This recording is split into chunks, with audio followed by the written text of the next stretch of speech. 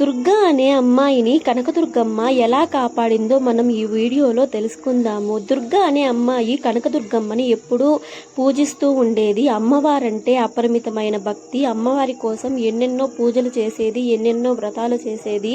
పెళ్లి ఈడు రాగానే నాకు మంచి భర్తను ప్రసాదించమని అమ్మవారిని వేడుకొని రోజే లేదు.